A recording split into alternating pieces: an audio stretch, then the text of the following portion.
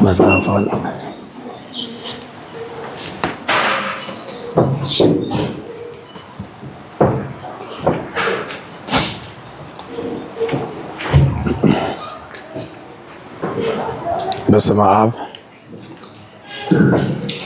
በስመ አብ ወወልድ ወመንፈስ ቅዱስ አሃዱ አምላክ አሜን። ክቡር አባታችን ቀሲስ ዮሴፍ፣ ወንድሞች ዲያቆናት፣ የእግዚአብሔር ልጆች፣ የድንግል ማርያም ወዳጆች እንደምን ሰነበታችሁ? እንደምን አረፈዳችሁ? እንዴት ዋላችሁ? የኃጢአታችንን ብዛት የሰውነታችንንም ክፋት ሳይመለከት በምህረቱ ብዛት በቸርነቱም ስፋት በእድሜያችን ላይ ይህችን ቀን የጨመረልን በዚህ ቅዱስ ስፍራም ተሰብስበን ቅዱስ ቃሉን እንድንሰማም እንድናሰማም የረዳን የአባቶቻችን የቅዱሳን አምላክ የእኛም አባት እግዚአብሔር ስሙ ለዘላለም የተመሰገነ ይሁን። ከጻድቁ አባታችን ከአቡነ ገብረ መንፈስ ቅዱስ ረድኤት በረከት እግዚአብሔር አባታችን ሁላችንንም ያሳትፈን፣ አሜን። ከቤትህ በረከትን እንጠግባለን። ለዛሬ እንደ እግዚአብሔር አምላክ ቅዱስ ፈቃድ በሚኖረን አጭር ጊዜ የምንማማርበት የትምህርታችን ርዕስ ይሆናል። ከቤትህ በረከት ምን እንላለን? እንበላለን ወይስ እንጠግባለን? መብላትና መጥገብ ልዩነት አለው የለውም? እናየዋለን። የዳዊት መዝሙር 64 በቅንፍ 65 ቁጥር 4 ላይ የተጻፈ የእግዚአብሔር ቃል አነበዋለሁ። እንዲህ ይላል፣ ኃጢአታችንንስ አንተ ይቅር ትላለህ። ኃጢአታችንንስ አንተ ምን ትላለህ? የሁላችንንም ኃጢአት ቸሩ መድኃኔዓለም ይቅር ይበለን። አንተ የመረጥከው በአደባባዮችህም ለማደር የተቀበልከው ምስጉን ነው። ከቤትህ በረከትን እንጠግባለን፣ ቤተ መቅደስህ ቅዱስ ነውና በጽድቅም ድንቅ ነው ይላል። ስለ ቃሉ የቃሉ ባለቤት እግዚአብሔር አምላካችን ስሙ ለዘላለም በድጋሚ የተመሰገነ ይሁን። ከቤትህ በረከትን እንጠግባለን። ከማን ቤት? እንግዲህ ያው የመማር ማስተማሩ ሂደት ውጤታማ እንዲሆን ስጠይቃችሁ እንደምንም ትመልሱልኛላችሁ። ስመርቃችሁ ደግሞ ልጅ ነው ሳትሉ በእርግጥ ልጅ አይደለሁም አሜን ትላላችሁ ማለት ነው። ትንሽ ሙቀት ስላለ ነቃ ብለን እንድንማማር እንደምንም ስጠይቃችሁ መልሱልኝ። እሺ፣ ከማን ቤት ነው በረከት የምንጠግበው? ከእግዚአብሔር ቤት። ይሄ ቤት የማን ቤት ነው? የእግዚአብሔር ቤት ነው። መላእክት የሚወጡበት የሚወርዱበት፣ እንባችን የሚታበስበት፣ እንቆቅልሻችን የሚፈታበት፣ የከበደን የኃጢአታችንና የበደላችን ቀንበር የሚሰበርበት፣ ብዙ ስውራን ቅዱሳን አባቶች ለጸሎት የሚተጉበት፣ እኛ የማናያቸው ብዙ ቅዱሳን ከመዝሙራችን ህብረት ጋራ ከስብከታችን ህብረት ኖሯቸው የሚካፈሉበት የጸጋው ግምጃ ቤት፣ ነፍስ የተለየው መለኮት የተዋሃደውን የአምላክ ቅዱስ ሥጋና ክቡር ደም የምንቀበልበት የበረከት ቤት ነው የእግዚአብሔር ቤት። ወደዚህ ቤት ስንመጣ እርግጠኛ ሁኑ ባዶ እጃችንን እንደማንመለስ ማለት ነው። ከጸጉራችን ቁጥር ይብዛ በደል ኃጢአታችን፣ ከየትም እንምጣ እንዴትም እንምጣ 3 ሰዓትም 6 ሰዓትም 9 ሰዓትም 11 ሰዓትም እንምጣ፣ መቼም እንምጣ። 3 ሰዓት 6 ሰዓት ስላችሁ የሰዓት ጉዳይ አይደለም። በልጅነት እንምጣ፣ በወጣትነት እንምጣ፣ በጉልምስና እንምጣ፣ በስተርጅና እንምጣ፣ ብቻ ወደ እግዚአብሔር ቤት እንምጣ። ከቤቱ ምን እንጠግባለን? በረከት እንጠግባለን። ይሄ አሁን ያለንበት የእግዚአብሔር ቤት ክብር አሁን በእኔ አንደበት እንዲህ ተገልጦ የሚነገር ክብር ያለው ቤት አይደለም። የእግዚአብሔር ቤት ክብር እግዚአብሔር ለኔም ለናንተም የቤቱን ክብር ይግለጥልን። አሜን በሉልኝ። ይሄ ስፍራ እንዴት ያስፈራል። ያዕቆብ በፍኖተ ሎዛ ከምድር እስከ ሰማይ መሰላል ተዘርግቶ ተመልክቶ በመሰላሉ ላይ መላእክት ሲወጡበት ሲወርዱበት አይቶ መሰላሉ ጫፍ ላይ እግዚአብሔር ተቀምጦ አይቶ የተንተራሰውን ድንጋይ ዘይት አፍሶ ቀብቶ ይህ ስፍራ እንዴት ያስፈራ፣ ይህ ስፍራ የእግዚአብሔር ቤት ነው እንጂ ሌላ አይደለም አለ። የማን ቤት ነው? የእግዚአብሔር ቤት ነው። ዛሬ አንዳንዶች እንደሚሰሩበት የመስሪያ ቤት ቢሮ የሚያዩት ቤት፣ ዛሬ አንዳንዶች የሚደፍሩት ቤት አይነ ልቦናቸው ተገልጦ የውስጥ አይናቸው በርቶ የዚህን ቤት ክብር ቢያዩ ከቀጥረ ግቢው ገና ከበሩ ስንገባ በመፍራት በመንቀጥቀጥ በተለየ ክብር ነበር የምንገባው። አሁንም በድጋሚ የቤቱን ክብር ይግለጥልን። ኦሪት ዘፍጥረት ምዕራፍ 28 ቁጥር 15 ጀምሮ እስቲ ላንብብላችሁ። እነሆ እኔ ከአንተ ጋር ነኝ፣ በምትሄድበትም መንገድ እጠብቅሃለሁ፣ ወደዚህችም መንደር እመልስሃለሁ፣ የነገርኩህን ሁሉ እስካደርግልህ ድረስ አልተውህምና አለው እግዚአብሔር ያዕቆብን። ያዕቆብም ከእንቅልፉ ነቅቶ በእውነት እግዚአብሔር በዚህ ስፍራ ነው አለ። ማን በዚህ ስፍራ ነው? እግዚአብሔር በዚህ ስፍራ ነው፣ እኔ ግን አላወቅኩም ነበር አለ። ቃል በቃል ነው ማነብላችሁ፣ ሳልጨምር ሳልቀንስ። እኔ ግን አላወቅኩም ነበር አለ። ፈራ፣ እንዲህም አለ፣ ይህ ስፍራ እንዴት ያስፈራ! ይህ ስፍራ የእግዚአብሔር ቤት ነው እንጂ ሌላ አይደለም። ይህም የሰማይ ደጅ ነው አለ። የምን ደጅ ነው? የሰማይ ደጅ ነው። የእግዚአብሔር ቤት የሰማይ ደጅ ነው። በረከተ ሥጋ በረከተ ነፍስ የምንቀበልበት የሰማይ ደጅ ነው የእግዚአብሔር ቤት። የእግዚአብሔር ቤት ምድራዊ ሰማያዊ ክብር የምናገኝበት የበረከት ቤት ነው የእግዚአብሔር ቤት። የእግዚአብሔር ቤት ጊዜያዊ ዘላለማዊ ክብር የምናገኝበት የበረከት ቤት ነው የእግዚአብሔር ቤት። ይህ ስፍራ የሰማይ ደጅ ነው። ርዕሳችንን እንዳትረሱ። ከቤት ምን እንጠግባለን? በረከት እንጠግባለን። ቤተ መቅደስ ቅዱስ ነውና በጽድቅም ድንቅ ነውና። አዎ በጽድቅም ድንቅ ነው። ጽድቅ ማለት እውነት ማለት ነው። በጽድቅም ድንቅ ነው ሲል በእውነት የእግዚአብሔር ቤት ድንቅ ነው፣ ድንቅ ነው። ወገኖቼ አሁን ይሄን የእግዚአብሔር ቤት እግዚአብሔርን በእንደዚህ በትንሽ ቤት ውስጥ የምንወስነው ሆኖ አይደለም። የእግዚአብሔር ቤት ስንል እሱ ራሱ ተናግሯል። ለኔ ምን አይነት ቤት ትሰሩልኛላችሁ?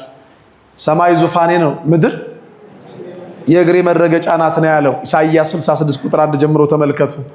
አዎ እግዚአብሔር ዓለምን በመዳፉ የያዘ ገናና አምላክ ነው። ክብሩ ከሰው ልጆች ሁሉ አይምሮ በላይ ነው። እግዚአብሔር ግን በመንፈሱ፣ እግዚአብሔር በበረከቱ፣ እግዚአብሔር በረድኤቱ፣ እግዚአብሔር በጸጋው የሚያድርበት የበረከት ቤት ይሄ የእግዚአብሔር ቤት ግን ይባላል። ማስረጃችን ሁሉ መጽሐፍ ቅዱሳዊ ነው። እስቲ አባቶቻችን ነገርን ከስሩ ውሃን ከጥሩ ይላሉ። ይሄን ቤት የእግዚአብሔር ቤት ብለን እንድንሰራው ማን ፈቀደልን? ይሄን ቤት ፓርላማ ተሰብስበን ወይ በየክፍለ ከተማ በየወረዳው ተሰብስበን እስቲ የእግዚአብሔር ቤት ይሰራ የምትሉ እጃችሁን አውጡ ተብሎ በእጅ ብልጫ የተሰራ ቤት አይደለም። ይሄ ቤት እንዲሰራ ፈቃዱ የሆነው እግዚአብሔር ነው። ፈቃዱም ሆኖ እንዲህ አለ፣ በመካከላችሁ አድር ዘንድ መቅደስ ስሩልኛል። በምናችሁ አድር ዘንድ? በመካከላችሁ አድር ዘንድ። በኦሪት ዘጸአት ምዕራፍ 25 ቁጥር 8 ላይ ይህንን ቃል መመልከት ይቻላል። በመካከላቸው አድር ዘንድ መቅደስ ይስሩልኝ፣ እኔ እንደማሳይ ሁሉ እንደ ማደሪያው ምሳሌ እንደ ዕቃውም ሁሉ ምሳሌ እንዲሁ ስሩት አለ እግዚአብሔር። ለሊቀ ነቢያት ለሙሴ እግዚአብሔር መቅደስ እንዲሰራ አዘዘ። የመጀመሪያው መቅደስ ለእግዚአብሔር ለአምልኮቱ የሚንበረከኩበት፣ ለክብሩ የሚዘምሩበት፣ መስዋዕት የሚሰውበት፣ ኃጢአታቸውን ስርየት የሚያገኙበትን ታቦተ ጽዮን ያለችበትን ሊቀ ነቢያት ሙሴ የመገናኛው ድንኳን ብሎ ጠራው ይላል። የምን ድንኳን ብሎ ጠራው? የመገናኛው ድንኳን። ኦሪት ዘጸአት ምዕራፍ 33 ቁጥር 7 ላይ ነው። ሙሴም ድንኳኑን እየወሰደ ከሰፈር ውጪ ተክለው ነበረ፣ ከሰፈሩም ራቅ ያደርገው ነበር። ዛሬም ቤተክርስቲያን ሲተከል ከሰፈር ራቅ ተደርጎ ነው። በኋላ ነው ነዋሪዎች እየሰፈሩ መሃል የሚሆነው እንጂ ቤተክርስቲያን ሲተከልም ከሰፈር ራቅ ተደርጎ ነው። የመገናኛውም ድንኳን ብሎ ጠራው። እግዚአብሔርን የፈለገ ሁሉ ከሰፈር ውጭ ወዳለው ወደ መገናኛው ድንኳን ይወጣ ነበር ይላል። ዛሬም እግዚአብሔርን የሚፈልግ ሁሉ ሰውና እግዚአብሔር ወደሚገናኙበት የሐዲስ ኪዳኗ የመገናኛ ድንኳን ቅድስት ቤተክርስቲያን ወደ ሆነችው ወደ እግዚአብሔር ቤት ወደ እግዚአብሔር ማደሪያ ሰው ሁሉ ይወጣል። በብሉይ ኪዳን ሰውና እግዚአብሔር የሚገናኝበትን የመገናኛው ድንኳን ብሎ ሙሴ ጠራው ይላል። ዘጸአት 33 ቁጥር 7 ላይ ማየት ይቻላል። ይሄን ቤት እንግዲህ ቅድም ስናነብ ከሰማችሁ ከቤተ በረከት እንጠግባለን ከተባለ በኋላ ቤተ መቅደስ ምንድነው አለው? ቅዱስ ነው አለ። ቤተ መቅደሱ ምንድነው? ቅዱስ ነው፣ ልዩ ነው፣ ልዩ ነው። ቤተ መቅደስ ወይም ቤተ ክርስቲያን የምንለውን ከጭቃ ትሰራ ከቆርቆሮ በመቃኞም ትሁን በድንጋይ በተጠረበም ትሰራ በእብነበረድ ትላልቅ ካቴድራልም ሆና ትሰራ ቤተ ክርስቲያን ስንት ናት? አንዲት ናት። ሰለስቱ ምዕት የደረሱት ጸሎታችን ላይ ጸሎተ ሃይማኖት ላይ ሐዋርያት በሰሯት በአንዲት ቅድስት ቤተ ክርስቲያን እናምናለን። በገጠር ትኑር በከተማ በየትኛውም በሰለጠኑት ዓለማት ትኑር የእግዚአብሔር ቤት አንዲት ናት፣ አንዲት ናት። አንዳንድ የዋሆች አሉ ክርስትና ልጆቻቸውን ሲያስነሱ ትላልቅ ካቴድራል ወስደው ከሰፈራቸው ወጥተው ርቀው የሚያስጠምቁ አሉ። ጉባኤም ሲካፈሉ እንደው ቅዳሴም ሲያስቀድሱ አካባቢያቸው ያለውን ደብር ረግጠው ሌላ እንደው ተለቅ ያለ ቦታ የሚሄዱ አሉ። የዋህነት ነው። የእግዚአብሔር ቤት ስንት ናት? አንዲት ናት። በካህን እጅ እንቁረብ፣ በመነኩሴ በቆሞስ እጅ እንቅረብ፣ በጳጳስ ወይም በፓትርያርክ እጅ እንቀበል ቅዱስ ስጋውና ክቡር ደሙን። የክርስቶስ ስጋና ደም ስንት ነው? ልዩነት አለው? አዎ የለውም። ግን ትንሽ ትንሽ ድካም አለብን አይደለ? ቤተ ክርስቲያንን በህንፃው ግዝፈት የሚለኩ ሰዎች አሉ። ቤተ ክርስቲያን አንዲት ናት። ለዚህ ነው በምስራቅ አርሲ የሚታረዱት ወገኖቻችን ለምን ይታረዳሉ ብለን የምንጮኸው አፋችንን የምንከፍተው። ለቤተ ክርስቲያናችን በየትኛውም ቦታ ላይ የሚደረገውን ግፍ ተቃውመን የሚደርስብንን ስጋዊ መከራ ረስተንና ትተን ንቀን ጥለን ለቤተ ክርስቲያን ድምፅ ሆነን የምንጮኸው ለዚህ ነው። ቤተ ክርስቲያን ስንት ናት? አንዲት ናት፣ አንዲት ናት። እቺ ቤተ ክርስቲያን ቅዱስ እንድትሆን ቅድስተ ቅዱሳን እንድትሆን ቃሉ እንደሚለው ደግሞም ቅድስት ቤተ ክርስቲያናችንን እኛ ምእመናን ስንስም ስንሳለም ስንተሻሽ አንዳንዶች አሉ ጆሮአቸውን የሚያሳክካቸው ጸጉራቸውን የሚበላቸው አፋቸውን የሚያዛጋቸው ለቤተ መቅደሱ ክብር ስንሰጥ ለምን ድንጋይ ትስማላችሁ? ድንጋይ እኮ ነው የሚስሙት እነዚህ ኦርቶዶክሳውያን የሚሏችሁ አሉ የሉ አሉ የሉ። አሁን በአውቶቡስም በታክሲም በባስም ማነው በባቡርም በእግርም ከርቀት ስንሄድ ሰላም ለኪ ቅድስት ቤተክርስቲያን እያለን ስንሳለም የሚለው ፌዘኞች የሉ። እንደው እኮ እነዚህ ኦርቶዶክሳ በቃ አሁን እንደዚህ በቃ ድንጋይ እኮ ነው ይላሉ ይስማሉ። እኔም አንድ ወቅት እንደዛ ያደረገኝ ነበር። የዛሬ ነው ያደርገውና ያልዞርኩበት ገዳም የሚሉ አሉ አይደለ? እያንዳንዷ የምናረጋትን ነገር ዛሬ ተምረን አንድም ነገር ከመጽሐፍ ቅዱስ ውጭ አንጠቅስም። መጽሐፍ ቅዱሳዊ ነን እኛ ኦርቶዶክሳውያን። ደስ ይበላችሁ፣ በጣም ነው ደስ የሚላችሁ ቤተክርስቲያናችሁን ስታቋት። የኢትዮጵያ ኦርቶዶክሳዊ ተዋሕዶ ቤተክርስቲያን መሰረተ እምነቷም ስርዓተ እምነቷም በመንፈሳዊው አፍንጫ ሲሸተት ጠረኗ መዓዛዋ ወንጌል ነው የሚሸተው። መጽሐፍ ቅዱስ ነው የሚሸተው። ከኔ ጋር ናችሁ?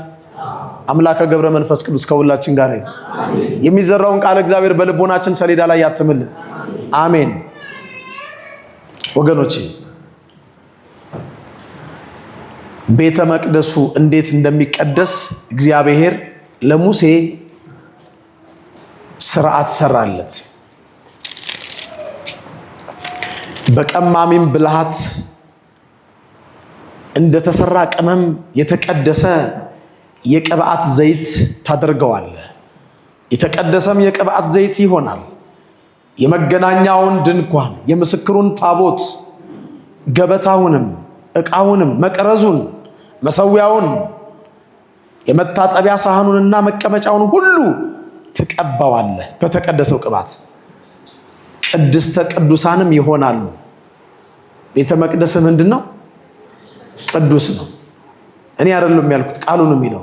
እግዚአብሔር ለሙሴ ሲለው ደግሞ ቅድስተ ቅዱሳንም ይሆናሉ፣ በተቀደሰው ቅባት የሚቀቡት በሙሉ ቅድስተ ቅዱሳን ይሆናሉ ካለ በኋላ የሚነካቸውም ሰው ሁሉ ቅዱስ ይሆናል አለ። ኦሪት ዘጸአት ምዕራፍ 30 ቁጥር 25 ጀምሮ ተመልከቱ። ኦሪት ዘጸአት ምዕራፍ 30 ቁጥር 25። አዲስ ህንጻ ቤተክርስቲያን ተሰርቶ ሲመረቅ ያየሰዋል? እስቲ እጁን ያሳይ። ይሄ ሁሉ ሰው አንድ ቤተክርስቲያን ሲሰራ ሲመረቅ ወይ ቅዱስ ፓትርያርኩ ወይ ከኤጲስቆጶሱ ጀምሮ እንደ ስርዓተ ቤተክርስቲያን ሊቃነ ጳጳሳቱ እንደ ቦይራ ቅጠል የሆነ ነገር ዲያቆኑ ይዞ እንደ ትሪ እንደ ሳህን ከዛ ሲቀቡ ምናምን አላያችሁ? ለጌጥ ቫርኒሽ አይደለም የሚቀቡት። የሚቀባው በሜሮን የተቀደሰው ቅባት የተባለው እሱ ነው። ግልጽ ነው። ሲቀባ የተቀባው ምን ይሆናል ይላል እዚህ ላይ? ቅድስተ ቅዱሳን ይሆናል። ከዛ ደግሞ የሚነካ ሁሉ ምን ይሆናል? እኛ አይደለም ያልነው። እንዴት ቅዱስ ይሆናል ትሉናላችሁ ካሉ ይሞግቱት። እሱ ቃሉ ነው የሚለው። ለነሱ ስንል አንቀደውም አንሰርዘውም። ሞኞች ስለሆነን አይደለም የምንደባበሰው ቤተክርስቲያን። የዋሆች ስለሆነ አይደለም ቤተክርስቲያን አጥርና ቅጥሯን በርና መስኮቷን የምንስመው። ሞኞች ስለሆነን አይደለም፣ መጽሐፍ ቅዱሳውያን ነን። ብዙዎቻችን በልማድ ያው እናረጋዋለን። እቺ ቤተክርስቲያን እንደ ወፍ ዘራሽ፣ እንደ ውሃ ፈሳሽ፣ እንደ እንግዳ ደራሽ የሆነ ትምህርት የላትም። ሁሉ ነገሯ መጽሐፍ ቅዱስ መሰረት አለው።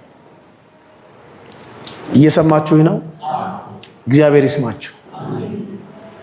ጨርሻለሁ። 40 ደቂቃ ብቻ ነው የሚቀረኝ። ትንሽ ነው አይደል? ጸባይ ካላችሁ 35 አደርገዋል። አሁን ርዕሳችን ከቤተ በረከት እንጠግባለን ነው። ከቤቱ በረከት ለመጥገብ ቅድመ ሁኔታ አለው አይደል? ወደ ቤቱ ስንገባ መጀመሪያ ምንድነው የምናደርገው? እናማትባለን አይደል? ማማተብ ማለት ራስን በራስ መባረክ ማለት ነው። ግልጽ ነው? አው ቀላል የምትመስል ትምህርት ግን ብዙዎቻችን የምንሳሳትባት። ስናማትብ እንዴት ነው? ግድ የለም አይከብድም። 1 ደቂቃ አማትቡ፣ ግድ የለም ምንም አይከብድም። እሺ በቃ ልክ ናችሁ። የአባታችን ልጆች ትክክል ናችሁ ብዙዎቻችሁ። እስቲ በር ላይ ግን አንዳንዴ እዩ። አንዳንዱ እንደዚህ ሚላል ስሳሳት ታርሙኛል። አንዳንዱ እንደዚህ ሚል የለም አለ። 5 4 አይነት ታያላችሁ። ለምን መሰላችሁ? ስላልተማርን ነው። እኛ ቀላል ስለምን አሁን ማማተብ የሚጠፋው አለ። በር ላይ ሆኑና እዩ። አይደለም ምእመን፣ አንዳንዴ ማገልጋይ ሲሳሳት ታያላችሁ። አመልካች ጣት ወደ ላይ ይሆናል። ይሄ ጣት ይታጠፋል። መስቀል እንሰራለን። ከላይ ወደ ታች፣ ከግራ ከሰማየ ሰማያት ወረድክ፣ ከድንግል ማርያም ተወለድክ፣ በመስቀል ላይ ተሰቅለ ከግራ ወደ ቀኝ፣ ከሲኦል ወደ ገነት፣ ከጨለማ ወደሚደነቅ ብርሃን አሻገርከን ስንል መስቀል ሰርተን እየተሳለምን ራሳችንን በራሳችን እንባርካለን። ከዛስ እንደዚህ ቀጥ ብለን ነው እንዴ እንሰግዳለን አይደል? ይኸው ለድንጋይ ይሰግዳሉ ይሉናል። አይደለም፣ ለድንጋይ አይደለም የምንሰግደው፣ የዳዊት መዝሙር መዝሙር 5 ቁጥር 7 እና የዳዊት መዝሙር መዝሙር 137 በቅንፍ 138 ቁጥር 2 ላይ እኔ ግን በምህረትህ ብዛት ወደ ቤትህ እገባለሁ። እኔ ግን በምን ብዛት ተስማምተናል? ሁላችሁ ንገሩ። በምን ብዛት? በምህረት ብዛት። አሁን እዚህ የገባ ነው በሙሉ ስለበቃን ለቤቱ የሚገባ የቅድስና ስራ ስላለን አይደለም፣ እናውቀዋለን። ተውት። የዛሬ ወር የዛሬ 2 ወሩን ትናንት የት ነበርን? ጠዋት የት ነበርን? ምናል? ኃጢአተኞች ነን፣ በደለኞች ነን። ኃጢአት የለብንም ብለን ራሳችንን እናስታለን። እውነትም በእኛ ውስጥ የለም ይላል አንደኛ ዮሐንስ ምዕራፍ 1 ቁጥር 7 ላይ የለም፣ እውነት የለም ማለት ነው። በኃጢአታችን ብንናዘዝ ግን ከኃጢአታችን ይቅር ሊለንና ከአመፃ ሁሉ ሊያነጻን የታመነ ነው ተብሎ ተጽፏል። ወገኖች ይኸውላችሁ፣ አመናችሁም አላመናችሁም ቃሉም የሚለው የምንገባው የምንወጣው የምንቀድሰው የምናስቀድሰው የምንሰብከው የምንሰበከው የምንዘምረው የምናዘምረው የምናገለግለው የምንገለገለው በሙሉ በማን ምህረት ነው? በማን ቸርነት ነው? ያልጠፋ ነው ከእግዚአብሔር ምህረት ርህራሄው አያልቅምና። እቺን ቃል ግን እስካሁን ከነገርኳችሁ ሁሉ በላይ ያዙልኝሽ። እቺ ያልጠፋ ነው ከእግዚአብሔር ምህረት ሁሌ ከቻልን ስንነሳ ያልጠፋሁት ከምህረት የተነሳ ነው፣ ርህራሄ አያልቅምና ተመስገን እያልነው እንኑር። በሰቆቃው ወቅት ኤርሚያስ የተናገረው ቃል ያልጠፋ ነው ከእግዚአብሔር ምህረት የተነሳ ርህራሄው አያልቅ። ገብቷቸዋል? ግን ርህራሄው አያልቅም። የደጋግ ባሎች ርህራሄ አልቆ ሚስቶቻቸውን ገለው ፖሊስ ፕሮግራም ላይ አይተናል። የደጋግ ሚስቶችም ርህራሄ አልቆ ባሎቻቸውን ጉድ ሰርተው ጉድ አይተናል። የደጋግ ልጆች ርህራሄ አልቆ ወላጆቻቸው ላይ ማይገባ ነገር አድርገው ሰምተናል። ልክ ነኝ? በጣም ልክ ነኝ። የደጋግ ጓደኛ ማቾች ርህራሄ አልቆ ባልንጀራ ባልንጀራውን ማይሆን ነገር አድርጎ ብዙ ነገር ሰምተናል። ያውም ለምድራዊ ርስት ጉልት ሲባል ማለት ነው። የእግዚአብሔር ግን አያልቅ። እየበደል ነው ልጄ ይላል፣ እያጠፋል ልጄ ይላል። ከትናንት ወዲያ ማንነታችን ነገ ይመለሳል ይላል። ትናንት ይጠብቀናል። ደግሞ ትናንት ታጥቦ ጭቃ አድሮ ቃሪያ ከርሞ ጥጃ እንሆንበታለን። ደግሞ ነገ ይጠብቀናል። ደግሞ ከቤቱ አያስወጣንም። ደግሞ ስብከት ይጠፋብን ይሆን? ዝማሬ ይጠፋብን ይሆን? የሆነ ነገር እንደው ጸጋችን ይነሳ እንፈራለን። ጭራሽ እሱ በቃ ያልጠፋ ነው ከሱ ምህረት የተነሳ ነው። ርህራሄው አያልቅ አያልቅ። ሰቆቃወ ኤርሚያስ ምዕራፍ 3 ቁጥር 22 ላይ ነው። ማለዳ ማለዳ አዲስ ነው፣ ሁሌ አዲስ ነው። እንደ ጠፋው ልጅ ጸጋችንን አባክነን የተሰጠንን ሁሉ ጥለን መተን ከሩቅ ወደ አባታችን ቤት ወደ በረከቱ ቤት ወደ ጸጋው ግምጃ ቤት ወደ መቅደሱ ስንመጣ መቅደሱ ቁጭ ብሎ አይቀበለንም። ግማሽ መንገድ መጥቶ ነው የሚቀበለን። የጠፋው ልጅ እዚህ ናቸው ሲመጣ ወደ ቤቱ ግማሽ መንገድ በእግዚአብሔር የተመሰለው ያ ቸር አባት ግማሽ መንገድ መጥቶ ነው አቅፎ የሳመው። ይሄ ልጅ ጠፍቶ ነበር ተገኘ፣ ሞቶ ነበር ሕያው ሆኗል። እግዚአብሔር ቸር ብቻ አይደለም፣ እግዚአብሔር መሐሪ ብቻ አይደለም፣ እግዚአብሔር ይቅር ባይ ብቻ አይደለም፣ ቸርነቱ የበዛ። ዮናስ ሲናገር ትዝ አላችሁ? ዮናስ ነነዌ ትገለበጣለች ብለህ ስበክ ሲለው እኔ ትገለበጣለች ካልኩ በኋላ አንተ ልትምር ይቅር ልትል እኔ ሐሰተኛ ነቢይ ልባል አረ አውቃለሁ ብሎ ዋጋ ከፍሎ በመርከብ ተሳፍሮ ወደ ተርሴስ ኮበለለ። ያቀዋል። ከዛስ ምን አለ ዮናስ? በአገሬ ሳለው የተናገርኩት ይሄን አይደል? አሳን በሬ ሆድ ውስጥ አስገብቶ አስመልሶ ሲያሰብከው እግዚአብሔር ሲምራቸው በአገሬ ሳለው የተናገርኩት ይሄን አይደል? አንተ ምህረት የበዛ ምን የበዛ ምህረት የበዛ ቸር እንደሆን ካውቄ ነበር አለ እግዚአብሔር። ምህረቱ የበዛ አምላክ ነው፣ ቸርነቱ የበዛ አምላክ ነው። እንዲህ በቃላት የሚገለጽ አምላክ አይደለም። ወደ ቤቱ የምንገባው ይሄን ሁሉ ነገር ያመጣን ምንድነው? በምኑ ብዛት ነው? ዳዊት ለዚህ ነው እኔ ግን በምህረት ብዛት ወደ ቤትህ እገባለሁ፣ አንተንም በመፍራት ወደ ቅድስና መቅደስ እሰግዳለሁ አለ። ወደ ቅድስና መቅደስ ምን እላለሁ? አንተን ምን በማለት? እኛስ ማንንም በመፍራት ነው ወደ ቅድስናው መቅደስ ምን ሰግደው? እግዚአብሔርን አይደለም እንዴ? በምህረቱ ብዛት ገባን። ወደ ቤቱ ያስገባን ምህረቱ መሆኑን እያሰብን እሱን በመፍራት ደግሞ ወደ ቅድስናው መቅደስ እንሰግዳለን። ሁለት ስፍራ ላይ ነው። በመላእክት ፊት እዘምርልሃለሁ ወደ ቅዱስ መቅደስህም እሰግዳለሁ ይላል። ወገኖቼ ወደ ቅዱስ መቅደሱ የምንሰግደው መጽሐፍ ቅዱሳውያን ስለሆንን ነው ወይስ ስላልሆንን ነው? ንገሩ። ስለሆንን ነው። ኦርቶዶክሳውያን መጽሐፋዊ ነን ብያቸዋል። አማተብን፣ ሰገድን። ደግሞ ባፋችን ምን እንለዋል አይደል? ሰላም ለኪ ቅድስት ቤተክርስቲያን የሰማያዊት ምሳሌ የሆነች ቅድስት ቤተክርስቲያንን ሰላምታ ላንቺ ይገባል ብለን ሰላም እንላለን። ከዛስ ገባን። አጥርና ቅጥሩን በርና መስኮቱን ያገኘነውን ሁሉ እንስማለን አንስምም? በቤቱ ሁሉ የሚገኙ የተመሰገኑ ናቸው እንዳለ ዳዊት እንስማለን። ለምን? ቅድም በተቀደሰው የቅብዓት ዘይት ትቀባዋለህ ካለ በኋላ የተቀባው ሁሉ ምን ይሆናል? ቅድስተ ቅዱሳን። የሚነካው ሰው ሁሉ ደግሞ ምን ይሆናል? እንቀደሳለን። አመናችሁም አላመናችሁም። አሁን አባቶችም ምንም የቤተ ክርስቲያን አገልጋዮችም ማመንም አለማመን መብታችሁ ነው። ስትፈልጉ መኑ እንቀደሳለን ብላችሁ ንኩ፣ ስትፈልጉ እየተጠራጠራችሁ ንኩ። እግዚአብሔር ግን በቃሉ የታመነ አምላክ ነው። ምን ይላል መሰላችሁ? አሁን የምነግራችሁ ትንሽ ለማመን ይከብዳል አይደል? አሁን ሰው እንደዚህ ነካክቶ ይቀደሳል?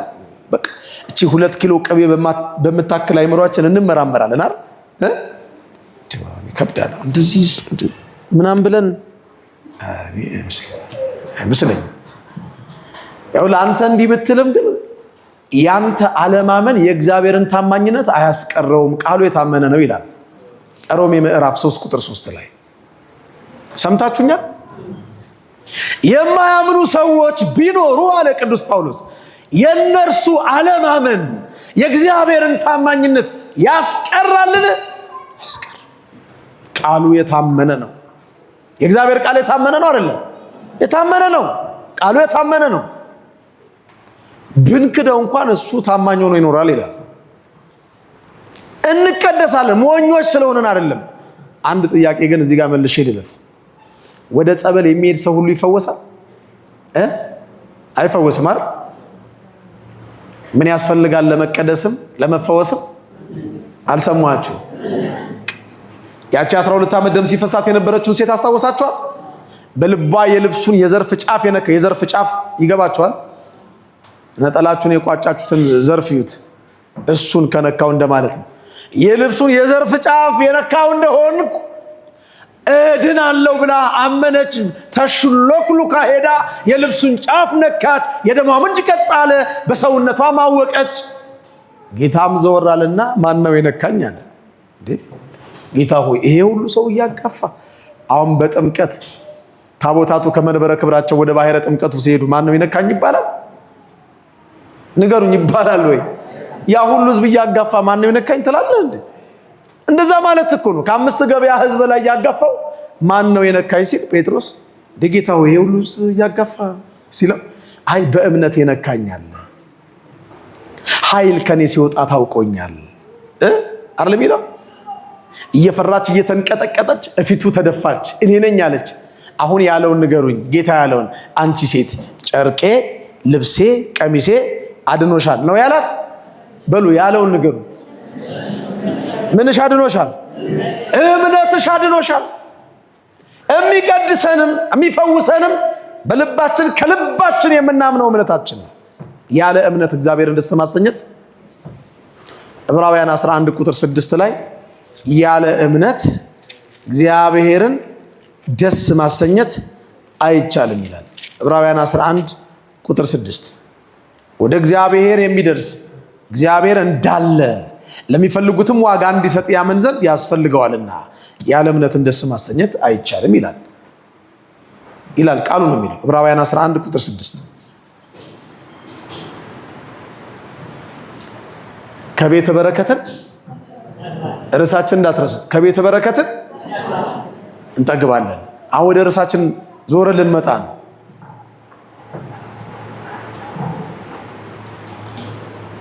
አማተብን፣ ሰላም ለክ ያለን፣ ሰገድን፣ ከዛ እንስማለን። እመኑ በእምነት አሁን ቃሉን ከናንተና ከኔ ከአማኞች ጋር ከተዋሃደ ቃሉ ስራ ይሰራል። የእግዚአብሔር ቃል ሁለት አፍ ካለው ሰይፍ ይልቅ እጅግ የተሳለ አጥንትና ጅማትን እስኪለይ ድረስ የሚወጋ የሚሰራ ኃይል ያለው ቃል ነው አይደለም? ነው አይደለም? ነው የሚለው እንደዛ ነው የሚለው። የሰማነውን በእምነት ከኛ ጋር ካዋሃድ ነው ይጠቅመናል። በዚህ እየሰማን በዚህ እየተጠራጠረን የምናፈስ ግን ከሆነ እስከናምን ድረስ ይቀጥላል። ዕብራውያን 11 ቁጥር 1 ጀምሮ ቅዱስ ጳውሎስ ከብሉይ ኪዳን አማኞች ጀምሮ ሲዘረዝር እናየዋለን። በእምነታቸው ምን እንዳደረጉ አቤል ከቃየን ይልቅ የሚበልጥ መስዋዕት እንዴት እንዳቀረበ፣ ሄኖክ በእምነት ሞትን ሳያይ እንደተሰወረ፣ አብርሃም ልጁ ይስሐቅን በእምነት ሞሪያም ተራራ ላይ ለእግዚአብሔር መስዋዕት የሚለው ትንሽ ይቀልብኛል እኔ ቃሉና ልጁን ሊያርደው ገብቷችኋል አይደል? ቢላ ይዞ አንገቱን ገዝግዞ ሊጥለው ልጁን ማለት ነው። እንኳን ልጅን ይቅርና አብሮን የኖረ እንኳን በግ እኮ ፍየል እኮ ለማረድ አንዳንዴ ያስቸግራል አይደል? ለማዳ የሆኑ የቤት እንስሳቶች ዶሮ እንኳን ለማረድ ይከብዳል። እንደው ፈጣሪ ያደረገውን ያርገው እንጂ እኔማ እጄን አልጭንበትም ይላሉ ወላጆቻችን እኮ አንዳንድ። አብርሃም ልጁ ላይ የጨከነው ከልቡ በልቡ እግዚአብሔርን እንደ እግዚአብሔርነቱ መጠን ስላመነው ነው። አብርሃምም አመነ እምነቱም ጽድቅ ሆኖ ተብሎ እንደተጻፈ እግዚአብሔር የአባቶቻችንን እምነት ለኔም ለእናንተም ይስጠን። ይቀድሰናል፣ ቤቱ ይባርከናል። በረከት ማብላት አይደለም ማጥገብ የሚችል እግዚአብሔር ቤት ነው። ከቤት በረከት እንጠግባለን ተብሎ ስለተጻፈ ወገኖቼ ምናልባት አብዝተን ስንቀርብ አጥብቀን እንደፍረዋለን እግዚአብሔርን። በተለይ አገልጋይ ተብዮቹ ማለት ነው። አንዳንዴ ሳንሳለም እንገባለን። እንደ ቢሮ ነው የምናየው።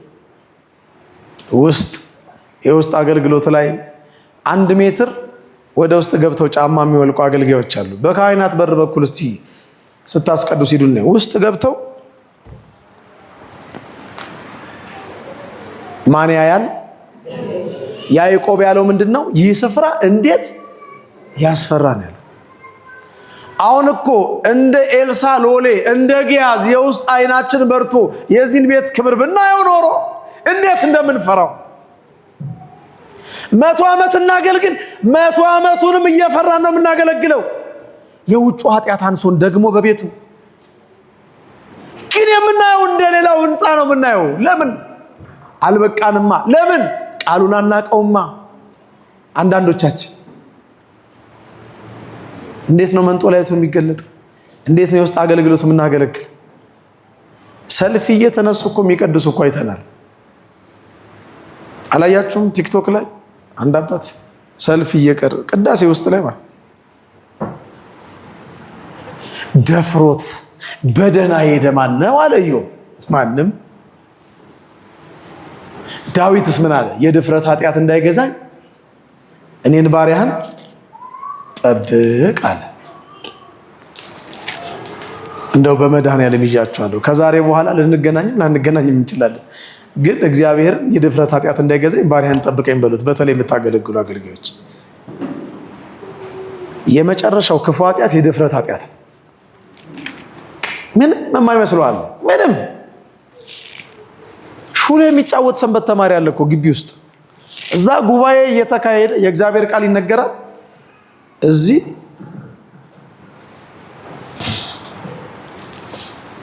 አይሆንም። እግዚአብሔርን ደፍሮት በደና ሄደ ማንም ይል። አመናችሁም አላመናችሁም እግዚአብሔርን ካከበርን ያከብረናል። ያከበሩኝን አከብራለሁ ይላል። አንደኛ ሳሙኤል ምዕራፍ 2 ቁጥር 30 ላይ አንደኛ ሳሙኤል ምዕራፍ 2 ቁጥር 30 ያከበሩኝን አከብራለሁና የናቁኝም ይናቃሉና ይህ አይሆንልኝም ይላል። አዎ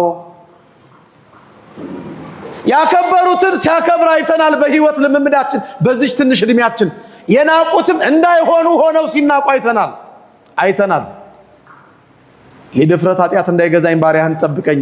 መዝሙር 18 በቅንፍ 19 ቁጥር 13 ላይ ነው። ከተሰወረ ኃጢአት አንጻኝ፣ ስህተትን ማን ያስተውላታል? ከድፍረት ኃጢአት የድፍረት ኃጢአት እንዳይገዛኝ ባሪያህን ጠብቅ ካለ በኋላ የዚያን ጊዜ ፍጹም እሆናለሁ አለ። የዚያን ጊዜ ምን ሆናለሁ? ፍጹም እሆናለሁ። ፍጹም እንድንሆን የድፍረት ኃጢአት እንዳይገዛን እግዚአብሔርን እንለምነው። 60 ዓመትን ቀድስ 40 ዓመትን እንስበክ፣ ያው እንሁን። እሺ ከኔ ጋር ናችሁ? ጨርሻለሁ። 30 ደቂቃ ነው የቀረኝ። እሺ ትላላችሁ? 5 ደቂቃ ነው የቀረኝ። ጨርሻለሁ። አይዟችሁ። ያው ግን ገብቷችኋል? ያው ማለት ያውን ልተርጉምላችሁ። ትዝ ይላችኋል? ያኔ ገና ወደ ቤተክርስቲያን መምጣት ስንጀምር ያኔ ተሳልመን የውጭ በር ላይ ነበረ በግንባራችን ተሳልመን የምንገባው። ትዝ አላችሁ? ያኔ አነጋገራችን ሹክሹክታ ነው። አረማመዳችን ለዘብ ያለ ነው። ቀስ ብለን ነው ያኔ። ከዛ ስንቀርብ፣ ከዛ ሰንበት ትምህርት ቤት ገባን፣ ከዛ ህፃናት ጉባኤን አለፍ ማዕከላዊ፣ ከዛ እየለመድናት መጣ። እየሮጥን መግባት ጀመራል። ሳንሳለማ ወይ ደግሞ እያልን እየሮጥን አይደል? ክልብ እያልን ከዛስ እየለመድናት መጣ። ከዛ ግብረ ድቁናውን አጥንተን አንዳንዶቻችን ድቁና፣ ከዛ ፍማፍም ገና ስንጀምር ትቢት መጣ። መስበክ ምናምን ስንጀምር፣ ኮርስ መስጠት ስንጀምር፣ አሁን ጭራሽ መሳለሙን ትተን እንደ ቢሮ ነው የምንገባው። ምንም አይመስለን። ቅዳሴ ህዝቡ እያስቀደሰ ስልክ የት ነህ? እየመጣ በቃ መጣው። 5 ደቂቃ ሰው እያስቀደሰ እኮ ምንም አይመስለንም። ግን ያያል። 7ኛው ሰማይ ላይ ቁጭ ብሎ ያያል። በከበረ ዙፋኑ ላይ ሆኖ ያያል። ያከበሩትን ያውቃል፣ ያከብራል። የአንድ ሰው ታሪክ ልነግራችሁ። የካ ቅዱስ ሚካኤል አንድ አባት ማቃቸውን ፈለግኩና እንደው ለመድረክ አይመች ይሆን ካሜራም አለ ደግሞ ፊቴ፣ እንደው ይቅርብኝ። ግን በቃ አይተናል። እኔ አሁን አይቻለሁ። ያከበሩትን ሲያከብር አይቻለሁ። የናቁት ደግሞ እንዳይሆኑ ሆነው መቀመቅ ሲወርዱም አይቻለሁ። ግን የድፍረት ኃጢአት እንዳይገዛን እንለምነው። እሺ ወገኖች፣ ይሄ ቤተ መቅደስ ቅዱስ ነው፣ በጽድቅም ድንቅ ነው። ከቤቱ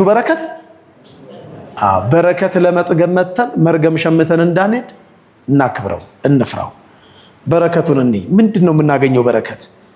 በረከት እንበላለን እና እንጠግባለን። ልዩነት አለው አልከን ቅድም። አዎ መብላት ታውቃላችሁ፣ መብላት ነው። መጥገብ ግን በልተን መርካት አለበት። ደግሞ የሚተርፈው ነገር አለ የለም? ከተጠገበ በኋላ ከጠጋብ በኋላ ትርፍ ነገር አለ የለም? አለ አይደለም? ይኸውላችሁ ከየትም እግዚአብሔር የመጣችሁበትን የእርምጃ ቁጥር እየቆጠረ ዋጋ ይከፍላችኋል። ዋጋ ማንም ብለን መጣን? አሁን ንገሩኝ፣ አባን ወይስ እግዚአብሔርን? አባ ግዴታቸውን እየተወጡ ነው። ልክ ወላጆች ልጆቻቸው ላይ የሚወጡትን አይነት ግዴታ ማለት ነው። ልጆች የማን ስጦታዎች ናቸው? የእግዚአብሔር አይደለም? እኛ ሞግዚት ነን፣ ባለቤት አይደለንም። አሳድጉልኝ ብሎ ነው የሰጠን፣ ተንከባከቡልኝ ብሎ ነው የሰጠን። መዝሙር 126 ቁጥር 3 ላይ ልጆች የእግዚአብሔር ስጦታ ናቸው፣ የሆድን ፍሬ የእርሱ ዋጋ ነው ይላል። የኛ አይደሉም። የማናቸው? ማህበረ ምዕመናን የማናቸው? እረኛ አድርጎ ደግሞ አባቶች ሰጠን አይደለም? ምሩልኝ፣ በለመለመው መስክ አሰማሩልኝ ብሎ ግዴታ ስላለብን እናገለግላለን እንጂ እናንተ የእግዚአብሔር ልጆች ናቸው፣ እኛም የእግዚአብሔር ልጆች ነን። ሁላችንም የእግዚአብሔር ልጆች ነን። የመጣ ነው አባ ገሌን፣ መምህር ገሌን፣ ዲያቆን ገሌን፣ ሰባኪ ገሌን፣ ዘማሪ ገሌን ብለን አይደለም፣ እግዚአብሔርን ብለን የመጣ ነው። ነገርኳችሁ። ሌላውን ተዉት። የመጣችሁበት የእርምጃ ቁጥራችሁን እየቆጠረ እግዚአብሔር ዋጋ ይከፍላችኋል። እንኳን የእርምጃችሁን ቁጥር የፀጉራችሁን ቁጥር እንደሚያውቁ ታውቃላችሁ። ኧረ እንደው ተረት ነው እንኳን። ኧረ እንደው ትንሽ አንተም አበዛው። እንደው የፀጉራችንን ቁጥር አዎ ቃሉ ምን ይላል መሰላችሁ? የእናንተስ የራሳችሁ ፀጉር ቁጥር እንኳን በእርሱ ዘንድ የተቆጠረ ነው ይላል። የእርምጃችንን የገረማችሁ እየሰማችሁኝ ነው? የምናችን ቁጥርን ያውቋል? እስቲ የፀጉሩን ቁጥር የሚያውቅ ከእናንተ መካከል ካለ እስቲ አለ ይኖር ይሆን? የሉቃስ ወንጌል ምዕራፍ 12 ቁጥር 7 ነገር ግን የእናንተ የራሳችሁ ጠጉር ሁሉ እንኳን የተቆጠረ ነው፣ እንግዲያስ አትፍሩ ይላል። የሉቃስ ወንጌል ምዕራፍ 12 ቁጥር 7 ቃሉ ነው የሚለው። ነግሬያቸዋለሁ ሲጀምር ከመጽሐፍ ቅዱስ ውጪ ምንም ነገር አንጠቅስም ብያቸዋለሁ አይደል? አሉ መጽሐፍ ቅዱስ የማናውቅ የሚመስላቸው አሉ የሉ? በጣም እኮ ግን ቢያውቁን እኛ በአህያ ተጭኖ ሁሉ የሚሄድ መጽሐፍ አለን እኮ። ከሰው አቅም በላይ የሆነ በአህያ ተጭኖ የሚሄድ መጽሐፍ አላት ቤተክርስቲያን። ይሄን መጽሐፍ ቅዱስም እኮ ለዚች ሀገር ለኢትዮጵያ ያቆየችው ማናት? የኢትዮጵያ ኦርቶዶክስ ተዋሕዶ ቤተክርስቲያን እኮ ናት። ከነዋያተ ቅድሳቱ ጋር በየተራራው ተቀብረው ነግራኛ አህመድን 15 ዓመት ነዮዲት ጉዲትን 25 ዓመት ሌሎቹንም እንደዚህ መከራ ሲመጣ በየዋሻው በየተራራው ይመስክሩ። የኢትዮጵያ ተራሮች ሲቆፈሩ የሚወጡት የኦርቶዶክሳዊ ተዋሕዶ ቤተክርስቲያን ነዋያተ ቅድሳትና የቅዱሳኑ አጽም ነው የሚወጡት። ዛሬ አፋቸውን ይከፍቱብናል፣ ምላሳቸውን ያላቀቁብናል፣ በድፍረት ማለት ነው። ብዙዎች አሉ፣ ክፍታፎች አሉ። አፋቸውን ደግሞ በእግዚአብሔር ቃል መዝጋት ያስፈልጋል። ቤተክርስቲያን መጽሐፍ ቅዱሳዊት ናት። እናንተ መስክሩ። አሁን እስቲ አንድ ጥቅስ ከሌላ ጠቅሻለሁ።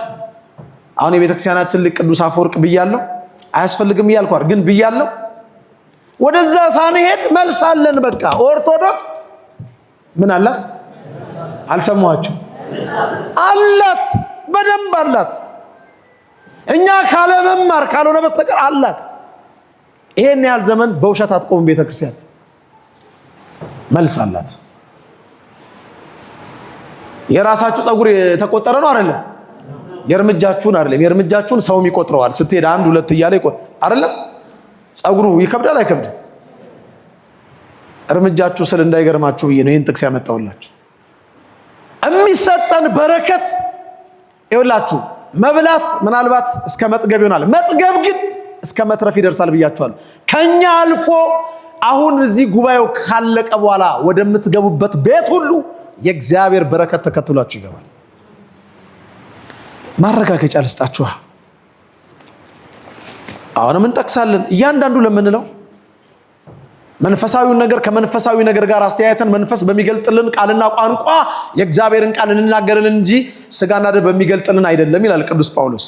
እያንዳንዱ ነገራችንን መንፈሳዊ ታሪካችንን ከመንፈሳዊ መጽሐፍ ከእግዚአብሔር ቃል እያነጻጸርን እንማራለን።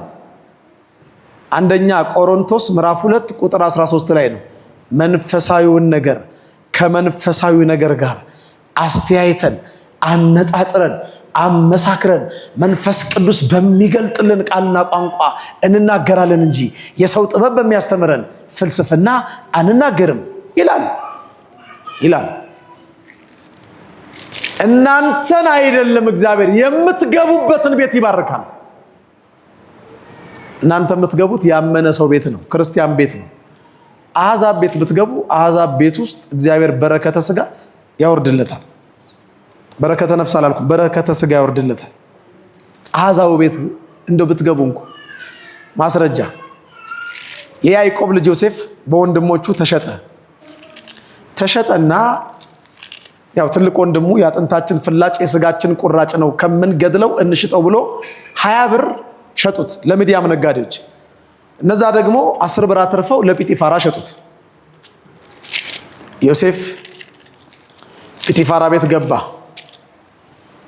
ገብቶ ሰውየው ደስ አለው። ዮሴፍን በቤቱ ላይ ሁሉ ሾመው። ከዛስ ዘፍጥረት 39 ቁጥር 5 አንብቦ እንዲህም ሆነ ይላል በቤቱ ባለውም ሁሉ ላይ ከሾመው በኋላ እግዚአብሔር የግብፃዊውን ቤት ስለ ዮሴፍ ሲል ባረከው። ስለማን ሲል?